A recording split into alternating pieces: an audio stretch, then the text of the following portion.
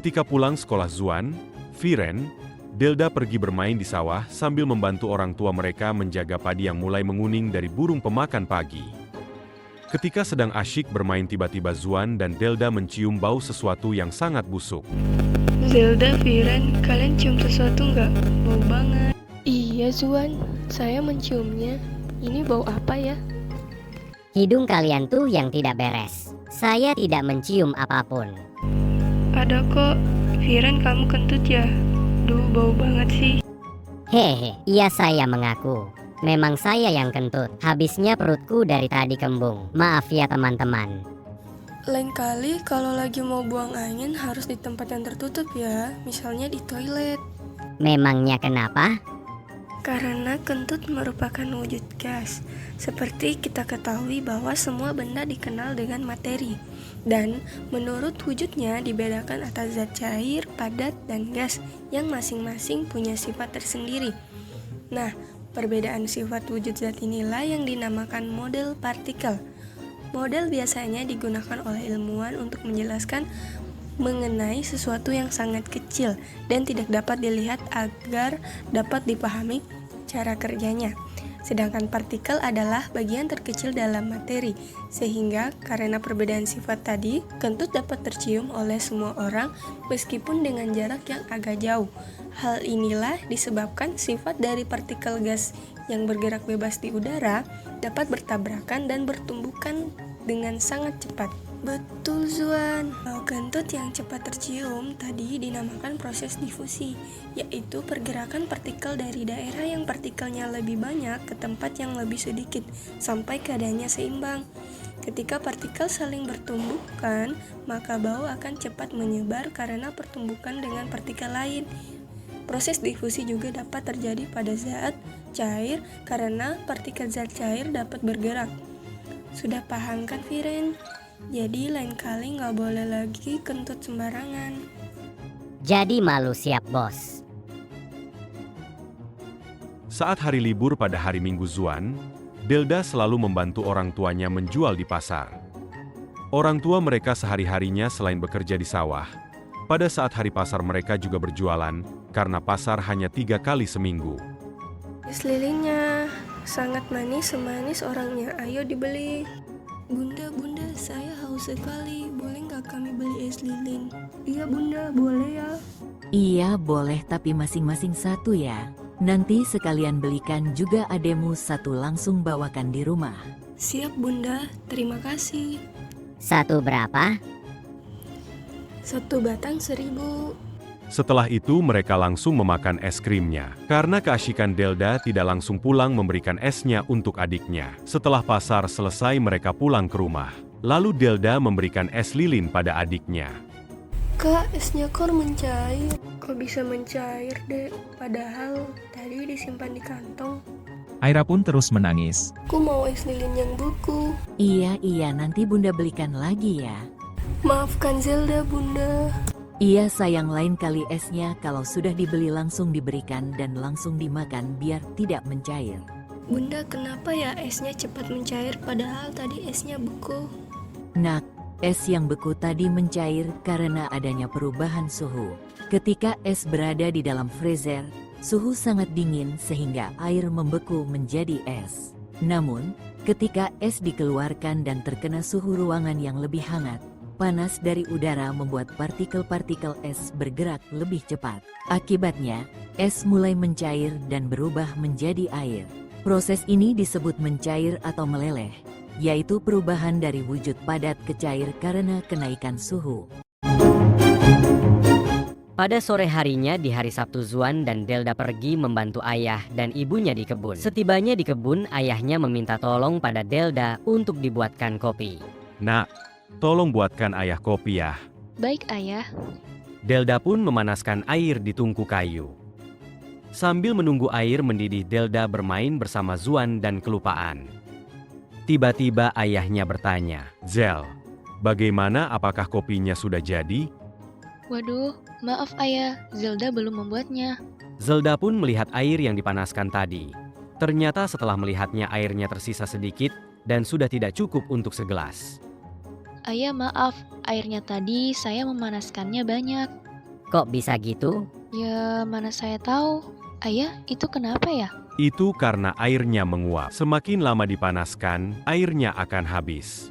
Menguap? Jadi menguap adalah peristiwa perubahan wujud dari cair menjadi gas. Peristiwa ini terjadi karena peningkatan atau pemanasan suhu yang dialami benda tersebut. Jadi lain kali tidak boleh meninggalkan air yang dipanaskan terlalu lama. Baik ayah, maafkan Zelda. Pada malam harinya, mereka menemani ayahnya tidur di kebun. Dan pada esok paginya, Viren menemani ayahnya berkeliling di kebun untuk mengecek tanamannya, jangan sampai dimakan hewan. Ayah, baju Viren basah. Hahaha, itu karena kita melewati daun-daun singkong yang berdaun lebat. Tapi kan, ini tidak lagi hujan ayah. Betul nak. Jadi peristiwa inilah yang dinamakan mengembun, yaitu peristiwa perubahan wujud zat dari gas menjadi cair. Pada waktu mengembun, zat melepaskan kalor dan temperatur zat akan selalu tetap. Jika uap didinginkan, maka uap tersebut akan berubah bentuk menjadi zat cair.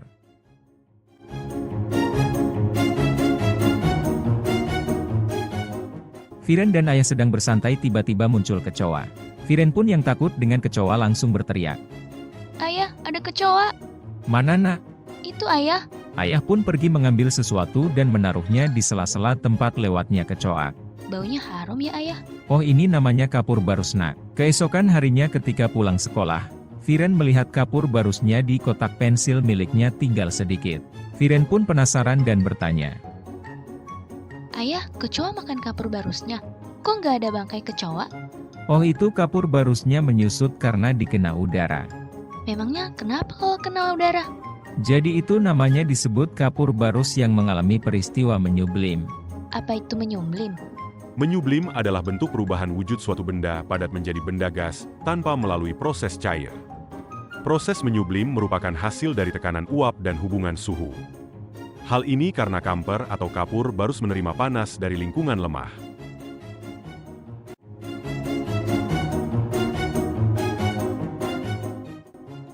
Pada hari Sabtu, ayah mengajak Viren dan Delda ke pinggir laut untuk bermain pasir. Saat sampai di sana, Viren dan Delda melihat banyak ibu-ibu dan bapak-bapak yang sedang menjemur benda putih, seperti pasir di atas terpal. Ayah lihat, di sana mereka sedang apa? Itu salju kali. Viren pun mendekatinya. Ini garam. Ayah, kenapa bisa banyak garam di sini? Memangnya garam dibuat dari apa? Itu garam terbuat dari air laut. Kok bisa air laut jadi garam? Jadi peristiwa terjadinya garam dari air laut itu disebut mengkristal, yaitu proses perubahan wujud benda dari gas menjadi benda padat. Proses yang menyebabkan terjadinya kristalisasi adalah adanya pelepasan energi panas dari suatu benda.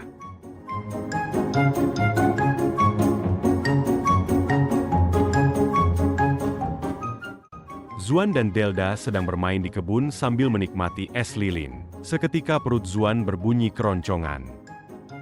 Zel, aku lapar. Tolong pegangin es krimku dulu ya. Aku mau cari makanan. Oke, sepertinya nasi tadi malam yang dimasak ibu masih ada. Zuan pun menuju ke dapur dan langsung membuka tudung nasi. Tapi ternyata dia menemukan nasi semalam sudah basi dan sudah menjadi bubur. Zuan pun sedih. Dan ibunya langsung menghampiri. Nak, kamu kenapa nangis? Zuan lapar, Bu, tapi nasinya sudah menjadi bubur dan berbau. Itu kenapa ya, Bu, nasinya bisa jadi bubur dan berbau? Itu karena nasi tadi telah mengalami proses perubahan kimia. Apa itu perubahan kimia, Bu? Perubahan kimia adalah salah satu perubahan yang terjadi pada bentuk dan ukuran zat yang kemudian menghasilkan zat baru. Nasi yang berubah menjadi asam karena pH nasi meningkat disebabkan oleh faktor suhu. Dan nasi yang menjadi bubur tidak dapat kembali ke bentuk semula. Oke, Bu. Zuan paham, Ibu masak nasi lagi ya. Zuan mau makan es krim dulu.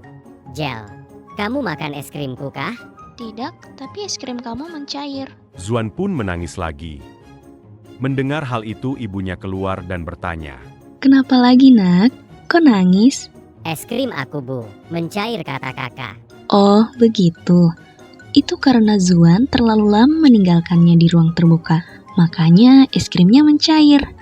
Memangnya kenapa bisa mencair, Bu, kalau di ruang terbuka? Nah, itu karena di ruang terbuka, es krimnya terkena udara. Ini dinamakan peristiwa mencair dan juga termaksud perubahan fisika. Perubahan fisika itu apa, Bu? Perubahan fisika adalah perubahan suatu zat yang tidak disertai dengan perubahan zat yang baru atau materinya bisa kembali ke sifat awalnya seperti sebelum terjadi. Jadi, kalau es krimnya dimasukkan lagi ke kulkas, maka akan kembali lagi menjadi es krim. Oh, begitu toh, Bu. Makasih, Bu, penjelasannya.